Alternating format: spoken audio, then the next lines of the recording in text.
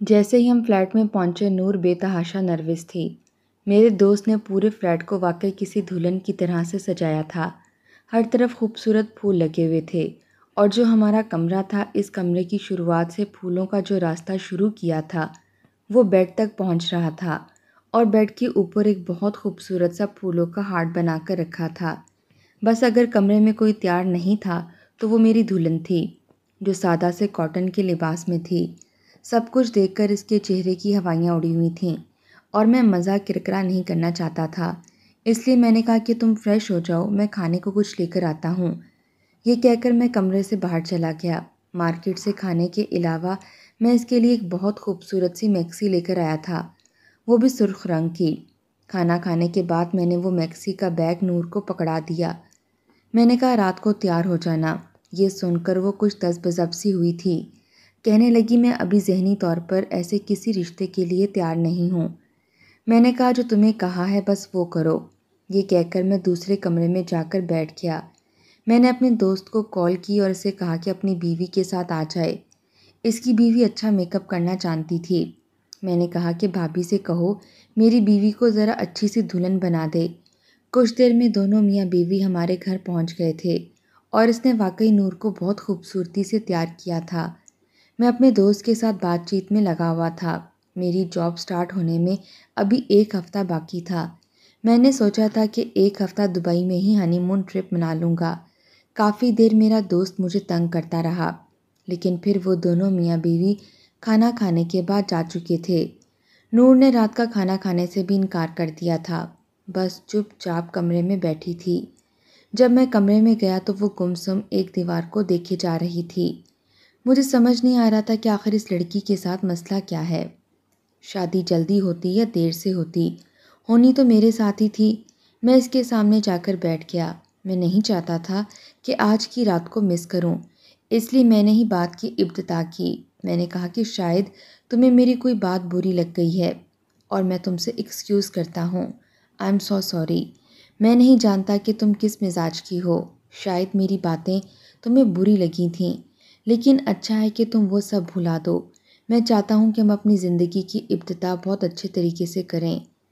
8 دن بعد میں office join کر لوں گا۔ میں چاہتا ہوں کہ اس 8 دنوں میں ہم اپنی لائف کو خوب انجوائے کریں۔ میری بات پر اس نے کوئی بھی رسپانس نہیں دیا تھا، میری طرف دیکھا تک نہیں تھا، بس سامنے دیوار کی طرف دیکھے جا رہی تھی۔ آنکھوں میں آنسو جھلملا رہے تھے۔ میں نے بڑی نرمی سے اس کا ہاتھ پکڑا تھا۔ میں نے کہا مجھے بتاؤ تمہارے ساتھ مسئلہ کیا ہے؟ تمہیں میری کون سی عادت اچھی نہیں لگتی؟ میں کوشش کروں گا اپنی اس عادت کو بدل لوں۔ تمہیں میرے ساتھ مسئلہ کیا ہے؟ اس نے اپنا ہاتھ میرے ہاتھ سے کھینچا تھا اور ایک چپی تھی جو اس کے ہونٹوں پر چھائی ہوئی تھی۔ میں نے کہا تم بتاتی کیوں نہیں ہو یار، بتاؤ کیا بات ہے؟ میرا یہ کہنا تھا کہ وہ رونے لگی۔ میں تو سمجھ نہیں پا رہا تھا کہ اس سچویشن کو ہینڈل کیسے کروں۔ میں نے کہا کیا ہوا ہے تمہیں؟ پھر اس نے اپنا دوسرا ہاتھ میرے آگے کیا اور اسے کھول دیا۔ جو کچھ اس کے ہاتھ میں تھا وہ دیکھ کر میرے ہوش اڑ گئے تھے۔ وہ ایک سلیپنگ پلز کی شیشی تھی جو کہ خالی تھی۔ میں ابھی ٹھیک سے حیران بھی نہیں ہو پایا تھا جب اس کی آنکھیں بند ہونی شروع ہوئیں۔ میں تو گھبرا کر رہ گیا تھا، مجھے اس لڑکی سے اس قسم کی امید نہ تھی۔ میں نے کہا نور یہ کیا ہے؟ تب تک وہ میری باہوں میں بے ہوش ہو گئی تھی۔ میں تو بے تحاشا پریشان ہوا تھا۔ میں نے فوراً سے اسے ہلانا شروع کیا، لیکن وہ ہوش کی دنیا سے بیگانی تھی۔ میں نے جلدی سے اسے گود میں بھرا، فٹافٹ سے فلیٹ سے باہر لے کر آیا تھا۔ لفٹ سے میں نیچے اترا، مشکل سے اپنی گاڑی کی پچھلی نشست پر لٹایا اور جتنی تیز ڈرائیو کر سکتا تھا کر کے ہسپتال پہنچا تھا۔ ڈاکٹر کے مطابق اس نے نیند کی کافی زیادہ میڈیسن لی تھیں۔ اس کا معدہ غوش ہو رہا تھا، لیکن ڈاکٹر کوئی بھی امید نہیں دے رہا تھا۔ میں اپنا سر پکڑے بیٹھا تھا۔ ایسا تو ہمارے بیچ کچھ بھی نہیں ہوا تھا کہ وہ اتنا بڑا قدم اٹھاتی۔ میرا دماغ چکرانے لگا تھا۔ میں سوچ سوچ کر پریشان تھا کہ اس نے یہ قدم اٹھایا تو اٹھایا کیوں؟ صرف اس لیے کہ میں اسے چند دن دینے کو تیار نہیں تھا، لیکن یہ کوئی بڑی بات تو نہیں تھی۔ میں اسے سوری بھی کہہ چکا تھا۔ مجھے سمجھ نہیں آ رہی تھی کہ اتنا بڑا قدم کوئی لڑکی کیوں اٹھا سکتی ہے۔ مجھے اس بارے میں کچھ بھی معلوم نہیں تھا۔ 2 گھنٹے میری جان ایسی تھی جیسے سولی پر لٹکی ہو۔ 2 گھنٹے بعد ڈاکٹر نے آ کر یہ کہا تھا کہ اب خطرے سے باہر ہے، لیکن وہ مجھ سے پوچھ رہا تھا کہ آپ کی بیوی نے شادی کی ہی رات یہ میڈیسن کیوں کھائی۔ میں کیا بتاتا، میں خود ہر بات سے انجان تھا۔ میں نے کہا وہ ہوش میں آ گئی ہے۔ وہ کہنے لگے نہیں، ابھی ہوش میں نہیں ہے، لیکن کچھ دیر میں آ جائے گی۔ وہ تو میرا دوست تھا اس لیے اس نے بات سنبھال لی، لیکن میرا دوست بھی مجھے مشکوک نظروں سے دیکھ رہا تھا۔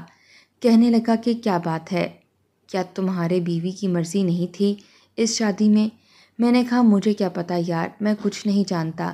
کہنے لگا کہ میری مسز بھی مجھے بتا رہی تھیں کہ جب اسے تیار کر رہی تھی وہ بار بار روئے جا رہی تھی، اور جب اس سے رونے کی وجہ پوچھی تو وہ کچھ بھی نہیں بول رہی تھی، کوئی جواب نہیں دے رہی تھی۔ میری وائف بھی یہ کہہ رہی تھی کہ کوئی نہ کوئی گڑبڑ ہے۔ پھر کہنے لگی سفیان بھائی کی عادت تو بہت اچھی ہے۔ میں نے کہا میں کچھ نہیں جانتا یار، ہوش میں آئے تو پوچھتا ہوں کہ کیا مسئلہ ہے اس کے ساتھ۔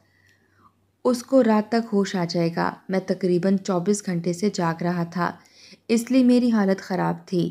جیسے اسے ہوش آیا میں اس کے کمرے میں داخل ہو گیا۔ وہ چھت پر چلتے ہوئے پنکھے کو دیکھ رہی تھی۔ میں نے گہرا سانس لیا اور آہستہ آہستہ چلتا ہوا اس کے پاس آ گیا۔ اس کے سامنے رکھی کرسی پر بیٹھ گیا۔ اس کے دونوں ہاتھوں پر ٹیپ لگی ہوئی تھی، آنکھوں سے آنسو بہہ کر تکیے بھگو رہے تھے، اور نظر اس کی چھت پر چلتے ہوئے پنکھے کی طرف تھی۔ میں نے کہا کیا بات ہے، کیا میں اتنا برا ہوں جس کے لیے تم نے اتنا بڑا قدم اٹھایا؟ اگر میں تمہیں اتنا ہی برا لگتا تھا تو تم نے رشتے سے انکار کیوں نہیں کیا؟ اب بھی وہ چپ تھی، کوئی جواب نہیں دے رہی تھی۔ میں نے کہا نور کوئی مسئلہ ہے تو مجھے بتاؤ، تمہارے ساتھ مسئلہ کیا ہے؟ کہنے لگی آپ سن نہیں سکیں گے، اتنا حوصلہ نہیں ہے آپ میں، کاش کہ میں مر جاتی۔ میں نے کہا ایسا بھی کیا ہوا ہے تمہارے ساتھ جو تم ایک حرام موت کا انتخاب کر رہی تھی؟ اس نے پہلی بار پنکھے سے نظریں ہٹا کر میری طرف دیکھا اور کہنے لگی مجھے آپ سے نہ محبت ہے نہ نفرت، کچھ بھی نہیں۔ میرے دل میں آپ کے لیے کوئی بھی جذبہ نہیں ہے اور شاید کبھی ہو بھی نہیں سکتا۔ میں نے کہا تو پھر مسئلہ کیا ہے، مجھے بتاؤ، ہو سکتا ہے میں تمہارا مسئلہ حل کر دوں۔ کہنے لگی مجھے طلاق دے سکتے ہو۔ یہ سن کر میرا دماغ گھوم کے رہ گیا تھا۔ میں نے کہا تم کیسی باتیں کر رہی ہو؟ وہ رونے لگی، کہنے لگی کہ مجھے طلاق دے دو۔ نور پلیز ہوش میں آؤ۔ میں سمجھ نہیں پا رہا تھا کہ اس کو کیا جواب دوں۔ میں اسے سختی سے بات نہیں کر سکتا تھا کہ کہیں وہ دوبارہ سے کوئی ایسی حماقت نہ کرے۔ میں نے کہا اچھا ٹھیک ہے سوچتا ہوں، لیکن تم فی الحال ٹینشن مت لو۔ وہ کہنے لگی سوچنا نہیں ہے، بس آپ مجھے چھوڑ دیں۔ یہ کہتے ہوئے سسکیوں سے رونے لگی۔ میں کرسی سے اٹھ کر اس کے بیڈ پر بیٹھ گیا۔ اس کے دونوں ہاتھوں کو ٹیپیں لگی ہوئی تھیں، اس کی آنکھوں میں آنسو تھے اور اس کا چہرہ دیکھ کر مجھے اس پر ترس آ رہا تھا۔ اگلے روز اس کی چھٹی ہو گئی تھی۔ میں اسے گھر لے کر آ گیا۔ کمرے کی ساری سجاوٹ میں نے ہٹوا دی تھی۔ اس کا چہرہ بالکل پیلا پڑ چکا تھا۔ میں نے اسے سیدھا لٹایا، اس کو جوس پلایا۔ جوس پیتے ہوئے وہ مجھے دیکھ رہی تھی، پھر جلدی سے اپنی نظروں کا سایہ بدل کر اپنی آنکھوں میں آنے والے آنسو صاف کرنے لگی۔ میں نے پوچھا کہ تم طلاق کیوں لینا چاہتی ہو؟ کہنے لگی ہاں۔ میں نے کہا کیوں؟ بس مجھے وجہ بتا دو۔ وہ کہنے لگی وجہ میں نہیں بتا سکتی، بس یہ سمجھ لیں کہ میں آپ سے محبت نہیں کرتی، میں آپ کے ساتھ زندگی نہیں گزار سکتی۔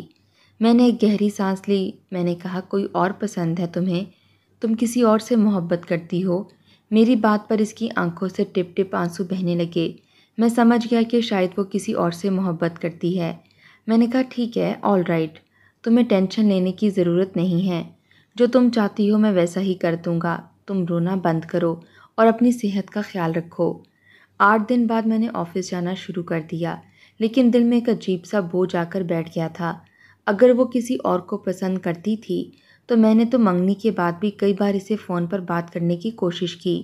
مجھے بتا تو سکتی تھی، مجھ سے کہہ سکتی تھی کہ وہ کسی اور سے محبت کرتی ہے، میں وہیں سے پیچھے ہٹ جاتا۔ ملاقات بھی کی اس سے، تب بھی کچھ نہیں بولی، بس مجھ سے پیچھا چھڑواتی تھی۔ کاش کہ ایک بار کہہ دیتی، میں اس کی زندگی سے نکل جاتا۔ منگنی کا ٹوٹ جانا شاید اتنی بڑی بات نہیں ہوتی، لیکن شادی کا ٹوٹ جانا بہت بڑی بات ہوتی ہے۔ میں جب آفس سے آیا تو وہ کچن میں تھی۔ میں فوراً سے کچن میں آ گیا۔ وہ کھانا بنا رہی تھی۔ میں نے کہا کہ تم کیا کر رہی ہو، چھوڑو سب۔ کہنے لگی اب میں ٹھیک ہوں، کھانا بنا سکتی ہوں۔ میں نے کہا اس کی ضرورت نہیں ہے، اپنی صحت دیکھی ہے تم نے؟ ابھی تک تمہاری میڈیسن چل رہی ہے۔ وہ کھانا میں لے کر آیا ہوں۔ کہنے لگی میں بنا چکی ہوں۔ بہرحال میں اس کا ہاتھ پکڑ کر کچن سے باہر لے آیا۔ کہنے لگی بیڈ پر لیٹی لیٹی تنگ آ چکی ہوں، اس لیے سوچا کہ کھانا بنا لوں۔ میں نے کہا اس کی ضرورت نہیں ہے، میں اس کے لیے فریش جوس لے کر آیا تھا۔ میں نے وہ جگ میں ڈالا اور گلاس بھی لا کر اس کو دیا۔ میں نے کہا پہلے یہ ختم کرو۔ جوس پیتے ہوئے وہ مجھے کہنے لگی آپ کو مجھ پر غصہ نہیں آ رہا؟ میں نے کہا کس بات پر؟ کہنے لگی یہی کہ میں آپ سے طلاق مانگ رہی ہوں، کسی اور سے محبت کرتی ہوں۔ میں نے کہا نہیں، غصہ نہیں ہے، لیکن برا ضرور لگا۔ میں نے منگنی کے بعد بھی تم سے بات کرنے کی کوشش کی تھی۔ اگر ایسا کچھ تھا تو تم تب انکار کر دیتی، مجھ سے کہہ دیتی کہ تمہیں کوئی اور پسند ہے، میں خود ہی تمہاری زندگی سے نکل جاتا۔ تم نے مجھ سے تب کیوں نہیں کہا؟ پھر جب تم قاسم کی شادی پر آئی تھی تب بھی میں تم سے پوچھ رہا تھا کہ تمہارے ساتھ کیا مسئلہ ہے، مجھ سے کیوں گھبراتی ہو؟ تب بھی تم نے مجھ سے سچ نہیں کہا۔ مجھے لگا شاید فطری شرم ہے، لیکن اور پھر اتنا بڑا قدم کیوں اٹھایا تمہیں اندازہ نہیں ہے کہ جب یہ بات تمہارے گھر والوں کو یا میرے گھر والوں کو پتہ چلے گی کہ تم نے یہ قدم اٹھایا تو کیا غضب ہوگا، لوگ کیا کیا سوال کریں گے، تم نے یہ نہیں سوچا؟ وہ نظریں چرانے لگی۔ میں نے کہا اچھا چلو یہ بتاؤ کون ہے وہ؟ میرے سوال پر وہ پھر سے نروس ہونا شروع ہوئی تھی۔ میں نے کہا ہم لوگ اچھے دوست بن سکتے ہیں، بے فکر رہو، میں تمہارے ساتھ کوئی زبردستی نہیں کروں گا، تمہیں ڈانٹوں گا بھی نہیں، بس میں جاننا چاہتا ہوں، مجھے بتاؤ کون ہے وہ، اور اسے پتہ ہے کہ تم میرے نکاح میں ہو، وہ تمہیں اپنا لے گا؟ وہ اپنی انگلیاں چٹکنے لگی، کہنے لگی ہاں اپنا لے گا۔ پھر کہنے لگی کہ آپ مجھے واپس پاکستان بھیج دیں اور اس کے بعد مجھے طلاق دے دیجیے گا۔ میں نے کہا تم نے بتایا نہیں وہ کون ہے؟ پڑوس میں ہے یا کوئی تمہارا کزن ہے؟ کون ہے وہ؟ میں جاننا چاہتا ہوں۔ کہنے لگی وہ میں آپ کو نہیں بتا سکتی۔ میں نے کہا دیکھو میں تمہاری ہر بات ماننے کو تیار ہوں، تمہیں مجھ پر ٹرسٹ ہونا چاہیے، مجھے سب کچھ بتاؤ۔ کہنے لگی دوست کا بھائی ہے۔ میں نے کہا اچھا ٹھیک ہے، کرتا کیا ہے؟ کہنے لگی میں نہیں جانتی۔ میں نے کہا اس کے بارے میں کیا جانتی ہو؟ کہنے لگی بس یہی کہ مجھے اچھا لگتا ہے اور وہ مجھ سے محبت کرتا ہے، میں بھی اس سے محبت کرتی ہوں، بس اتنا ہی۔ میں نے کہا اس نے رشتہ کیوں نہیں مانگا؟ کہنے لگی جاب لیس تھا۔ میں نے کہا کوئی تصویر ہے تمہارے پاس اس کی؟ پتہ نہیں کیوں وہ نظریں چرا رہی تھی۔ مجھے ابھی بھی ایسا لگ رہا تھا کہ وہ مجھ سے کچھ چھپا رہی ہے۔ کیا میں یہ جان سکتا ہوں کہ تمہاری اس سے دوستی اور محبت کس حد تک تھی؟ اس سوال پر اس نے بے ساختہ میری طرف دیکھا تھا۔ کہنے لگی کیا مطلب، کس حد تک؟ میں نے کہا آج کل کے لڑکے محبت کے نام پر بہت کچھ کر جاتے ہیں۔ میرا یہ کہنا تھا کہ اس کے چہرے پر پسینہ نمودار ہونے لگا، ایک بدحواسی اس پر سوار ہونے لگی، اس کے ہونٹ کپ کپ آنے لگے، وہ تھر تھر کانپنے لگی۔ میں تو اس کی کیفیت دیکھ کر پریشان ہوا تھا۔ میں نے کہا کیا ہوا ہے تمہیں؟ مجھے لگ رہا تھا جیسے وہ اپنے حواسوں میں نہیں تھی۔ اس نے میرا گریبان پکڑ کر مجھے جھنجھوڑ کر رکھ دیا۔ کہنے لگی دور رہو مجھ سے، خدا کے لیے مجھ سے دور رہو، مجھے ہاتھ مت لگانا۔ پھر زور زور سے چلانے لگی۔ عجیب دیوانگی تھی جو اس پر سوار ہوئی تھی۔ میں تو بے تحاشا گھبرا کر رہ گیا تھا کہ اسے ہوا کیا ہے۔ وہ دیوانہ وار مجھے جھنجھوڑ رہی تھی، مجھے دھکے دینے لگی۔ سامنے پڑے شیشے کی ٹیبل پر رکھی ہر چیز اس نے اٹھا اٹھا کر زمین پر پھینکنی شروع کر دی۔ وہ سب کچھ زمین پر پھینک کر چکنا چور کر چکی تھی، شیشے کا گلاس پھینک چکی تھی، شیشے کا گلدان بھی پھینک چکی تھی۔ 1 منٹ کے اندر اندر اس نے پورے لاؤنج کو شیشے کی کرچیوں سے بھر دیا تھا، اور میں یوں تک کہ سمجھ نہیں پا رہا تھا کہ سب کچھ ہینڈل کیسے کروں۔ اس کے ہونٹ بالکل نیلے پڑنے لگے تھے، رنگت بالکل سفید لگ رہی تھی کہ ابھی بھی ہوش ہو جائے گی، لیکن اگلے لمحے جو کچھ اس نے کیا میرے ہوش اڑ کر رہ گئے تھے۔ وہ انہی کرچیوں پر چلنے لگی، چلتے ہوئے میرے پاس آئی، کہنے لگی مجھے چھونا مت، مجھے چھونا مت، خدا کے لیے مجھے ہاتھ مت لگانا۔ یہ کہتے کہتے میری باہوں میں ہی وہ بے ہوش ہو گئی تھی۔ اس کے پورے پاؤں زخمی ہو چکے تھے۔ میں نے اسے اپنی گود میں لیا، فوراً سے کمرے میں لے جا کر بیڈ پر لٹایا، اس کے پیروں سے خون صاف کیا، کرچیاں نکالیں۔ تکلیف کے آثار اس کے چہرے پر نمایاں تھے، لیکن بے ہوش تھی۔ قصہ شاید کچھ اور تھا، پتہ نہیں کیا تھا اور کیا نہیں، میں سمجھ ہی نہیں پا رہا تھا۔ وہ لڑکی میرے لیے بالکل ایک پہیلی بنتی جا رہی تھی۔ اس لڑکے نے اس کے ساتھ کچھ غلط کیا تھا، یقیناً کچھ کیا تھا، کچھ نہ کچھ تو ضرور ہوا تھا۔ میرے دماغ کی تنابیں کھنچنے لگیں، مجھے سمجھ نہیں آ رہا تھا کہ میں سب کچھ سنبھالوں گا کیسے۔ میں نے جلدی سے لاؤنج کے سارے کنکر اٹھا کر ایک طرف پھینک دیے۔ پورا لاؤنج صاف کیا، واپس اس کے پاس آ گیا۔ اس کے چہرے پر ٹھنڈے پانی کی چھینٹیں ماریں تو وہ ہوش میں آئی تھی۔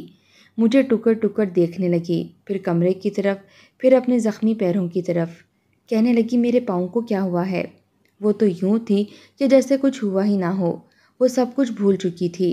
میں حیرت سے اسے دیکھ رہا تھا۔ میں نے کہا کیا تمہیں نہیں پتا؟ کہنے لگی کچھ یاد نہیں آ رہا کیا ہوا ہے۔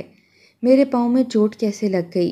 میں اسے چھوڑ کر کمرے سے باہر جا کر صوفے پر اپنا سر پکڑ کر بیٹھ گیا تھا۔ سمجھ نہیں پا رہا تھا کہ مسئلہ کیا ہے۔ پھر لگا کہ شاید مجھے کسی سائیکیٹرسٹ کو دکھانا چاہیے۔ اگلے روز میں اسے ایک سائیکیٹرسٹ کے پاس لے گیا۔ سوال و جواب شروع کیے تو وہ بہت گھبرا رہی تھی۔ میرا ہاتھ پکڑ کر کہنے لگی مجھے یہاں سے باہر لے جاؤ، مجھے کوئی جواب نہیں دینا۔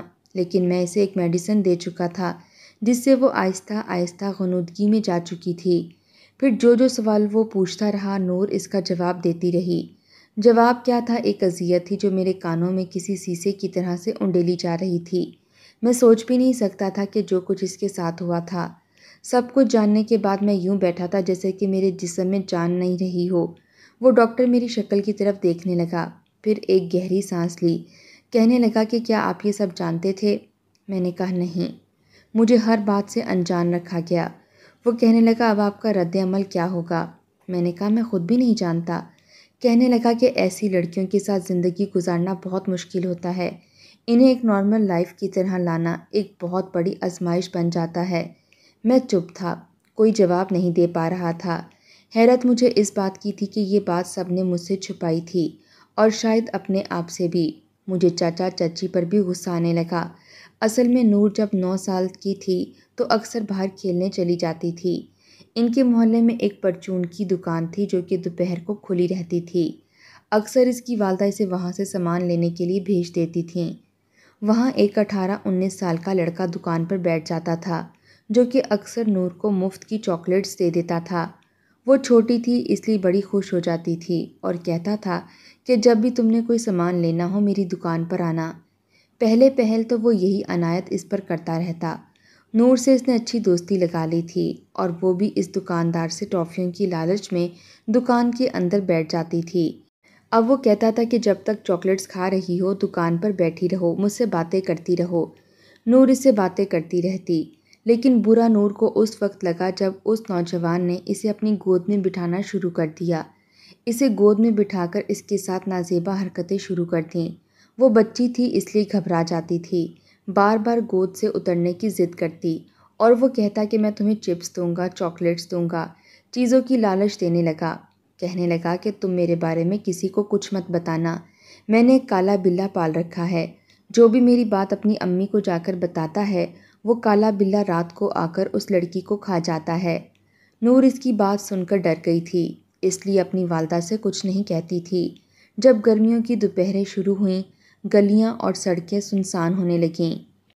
اکثر وہ چیز لینے جاتی تو وہ لڑکا حد سے تجاوز کرنے لگتا۔ وہ رونے لگتی، بار بار کہتی مجھے آپ کا چھونا پسند نہیں ہے، پلیز مجھے ہاتھ مت لگایا کریں۔ ایک بار اس نے شٹر بند کر دیا، نور کے منہ میں رومال باندھ دیا اور پھر اس کے ساتھ 10 سال کی عمر میں اس کے ساتھ زیادتی کی گئی تھی۔ اس لڑکے نے اسے ڈرایا دھمکایا تھا، کہنے لگا کہ اپنی ماں سے کچھ بھی کہا تو کالا بلّا تمہیں آ کر کھا جائے گا۔ وہ ڈری سہمی اپنے گھر پہنچی تھی۔ شاید اس نے گھر پر کسی کو کچھ نہیں بتایا تھا، لیکن اس کے بعد اس نے گھر سے باہر جانا چھوڑ دیا۔ اسے مردوں سے خوف آنے لگا، ڈر لگنے لگا۔ وہ جب بھی کسی نوجوان کو دیکھتی تو چیخنے چلانے لگتی۔ اس کی والدہ سمجھ نہیں پا رہی تھی کہ مسئلہ کیا ہوا ہے۔ انہوں نے اس بات کی طرف توجہ ہی نہیں دی، لیکن بہرحال انہیں لگا کہ شاید کسی جن کا چکر ہے۔ دوپہر میں وہ باہر جاتی تھی اس لیے کسی جن کا سایہ ہو گیا ہے۔ انہوں نے کسی عامل کو بلا کر دم درود کروا دیا، تعویذ گلے میں پہنا دیا۔ آہستہ آہستہ وہ چپ رہنے لگی تھی۔ وہ کالے بلے کا خوف اس کے اندر سرایت کر گیا تھا۔ یہی وجہ تھی کہ وہ لڑکوں کو دیکھ کر فوراً گھبرا جاتی تھی۔ جیسے جیسے وقت گزرنے لگا یہ واقعہ اس کے دماغ میں نقش ہوتا گیا۔ وہ محفلوں میں کم جاتی تھی، کسی سے بات نہیں کرتی تھی، کسی کزن کو دیکھتی تو ماتھے پر بل ڈال لیتی، ایسے لہجے میں بات کرتی کہ کوئی بھی اس سے بات کرنا پسند نہ کرے۔ ہر ایک سے دور دور رہتی تھی اور یہی وجہ تھی کہ وہ مجھ سے بھی بات نہیں کرتی تھی۔ تنہائی میں مجھے اپنے پاس دیکھ کر اسے وہی نوجوان یاد آنے لگتا تھا۔ وہ خوف کھانے لگتی تھی، بس اسی لیے بہانے کر رہی تھی تاکہ میں اس کے قریب نہ ہوں، اس سے کوئی بھی حق وصول نہ کروں۔ اسے یہ ڈر تھا کہ جیسے ہی میں اس کے ساتھ رشتہ قائم کرتا، میں اس کے راز کو جان جاتا۔ اس کا کسی لڑکے کے ساتھ افیئر ہے، حالانکہ ایسا کچھ بھی نہیں تھا۔ وہ تو لوگوں سے گھبراتی تھی اور میری قربت کا سوچ کر بھی اسے خوف آتا تھا۔ اتنی سالہ بچی کے ساتھ جب اس طرح کا کوئی حادثہ ہو جائے تو یقیناً اسے مرد سے نفرت، گھن اور خوف ہو سکتا ہے۔ پتہ نہیں ایسے لوگوں کو سرے عام پھانسی کیوں نہیں دی جاتی۔ ہم اخباروں میں، ٹی وی پر، سوشل میڈیا پر دیکھتے رہتے ہیں۔ دن بدن ایسے ظلم اور زیادتی کی شرح دن بدن بڑھتی جا رہی ہے، لیکن نتیجہ نہیں نکلتا۔ ایسے لوگ پکڑے بھی جائیں تو کہتے ہیں غلطی ہو گئی ہے، آخری دفعہ معاف کر دیں، آئندہ نہیں کریں گے۔ مجھے سمجھ نہیں آتی کہ انہیں جیل میں بند کیوں نہیں کیا جاتا، ان کے چہروں کو کالے کپڑے سے چھپایا کیوں جاتا ہے، سوشل میڈیا پر ایسے لوگوں کے چہروں کو چھپایا کیوں جاتا ہے، انہیں سرے عام پھانسی کیوں نہیں دی جاتی۔ ان کی لاش کو کئی دنوں تک یوں ہی لٹکتے رہنا چاہیے تاکہ چرند پرند اس کی بوٹیاں نوچ نوچ کر کھائیں۔ کاش کہ ایسا انجام دکھایا جائے کہ کسی بھی لڑکی اور بچی کے ساتھ ریپ کرنے سے پہلے وہ لوگ بھی کانپ جائیں کہ کہیں ان کا ایسا عبرتناک انجام نہ ہو۔ لیکن ہر طرف چشم پوشی کا نظام ہے، آنکھیں بند کر لی جاتی ہیں، پیسے جیب میں ڈالے جاتے ہیں۔ میرے ماں باپ سے بھی گزارش ہے کہ خدا کے لیے اپنی بچیوں کو باہر مت بھیجا کریں، کیونکہ باہر بھوکے بھیڑیے تاک لگائے بیٹھے ہیں۔ جیسے ہی نور کو ہوش آیا تو میں اسے اپنے گھر لے آیا۔ شاید وہ بھی یہ جان چکی تھی کہ میں اس کا سچ جان چکا ہوں، اس لیے چپ چپ سی تھی۔ میں نے اپنا رویہ اس کے ساتھ اچھا ہی رکھا تھا۔ میری چاچا زاد تھی، بیوی بھی تھی اور پھر مظلوم بھی۔ اس کا کوئی قصور نہیں تھا کہ جو میں اسے طلاق دے دیتا، اس لیے یہی سوچا کہ جو ہونا تھا ہو گیا۔ اگر میں نے بھی کم ظرفی کا مظاہرہ دکھایا تو پھر ایسے لوگوں کی شرح بھی بہت کم ہو جائے گی جو ایسی لڑکیوں کو اپنانے کا حوصلہ رکھتے ہیں اور اپنا ظرف بڑا رکھتے ہیں۔ بہت پیار سے میں نے اس کے ساتھ اپنا سلوک رکھا تھا۔ وہ مجھے حیرت سے دیکھتی تھی، کہتی تھی، آپ میرے بارے میں سب کچھ جان چکے ہیں، آپ کو مجھ سے نفرت نہیں ہوتی، مجھ سے گھن نہیں آتی؟ میں نے کہا نہیں، مجھے تم پر صرف پیار آتا ہے جس کی تم اجازت نہیں دیتی۔ اجازت دو تو میں تمہیں بتاؤں کہ محبت کیا ہوتی ہے، کیسے کی جاتی ہے۔ میں نے کہا کہ نور، اگر اجازت ہو تو تمہاری آنکھوں میں بہنے والے آنسوؤں کو اپنی پلکوں پر اٹھانا چاہتا ہوں، لیکن باخدا جب تک اجازت نہیں دو گی تو ہاتھ بھی نہیں لگاؤں گا، چاہے سالوں گزر جائیں، تمہارا انتظار کرتا رہوں گا۔ اور رہ گئی طلاق دینے کی بات تو اس لفظ کو اپنے ذہن سے نکال دو، تم میری بیوی ہو اور ہمیشہ رہو گی۔ 6 مہینے لگے تھے نارمل ہونے میں اور اس میں سب سے بڑا ہاتھ میرا تھا۔ ایک بار جب میں آفس سے گھر آیا تو وہ میرے لیے اچھی خاصی تیار تھی، وہی مہرون میکسی پہنے ہوئے تھی۔ میں اسے دیکھ کر حیران رہ گیا، کچھ شرمائی شرمائی سی بھی تھی۔ میں اس کے پاس آ گیا، میں نے کہا سورج کہاں سے نکلا ہے؟ تو وہ مسکرانے لگی، کہنے لگی سفیان میں خوش رہنا چاہتی ہوں، سب کچھ بھول جانا چاہتی ہوں، کیا آپ میرا ساتھ دیں گے؟ میں نے کہا دل و جان سے دوں گا۔ پہلی بار ایسا ہوا تھا کہ وہ خود بخود میرے ساتھ آ کر لگ گئی، کہنے لگی آپ بہت اچھے انسان ہیں۔ میں نے اسے اپنے حصار میں لے لیا تھا۔ میں نے کہا تم ہو ہی اتنی اچھی اور معصوم، ایسی کہ جس سے دل بھر کر محبت کی جائے۔ پہلی بار جب میں اس کے قریب آنے لگا تو وہ بہت گھبرا رہی تھی، خوف کھا رہی تھی، لیکن میری محبت بھری باتوں نے اس کا خوف ختم کرنا شروع کیا تھا۔ اس کے بعد پتہ ہی نہیں چلا کب ہماری زندگی ایک نارمل ڈگر پر چلنے لگی۔ لیکن ایک بات میں نے محسوس کی تھی، وہ مجھ پر اپنی جان نچھاور کرتی تھی، کہتی میرا بس چلے تو اللہ کے بعد آپ کو سجدہ کر دوں۔ پتہ نہیں ہم مرد ایسا ظرف دکھاتے ہوئے کیوں کم ظرفی کا مظاہرہ کر جاتے ہیں، جبکہ یہ بھی جانتے ہیں کہ لڑکی کا کوئی قصور نہیں تھا، اسے اپنانے کی بجائے دنیا کی ٹھوکریں کھانے کے لیے چھوڑ دیتے ہیں۔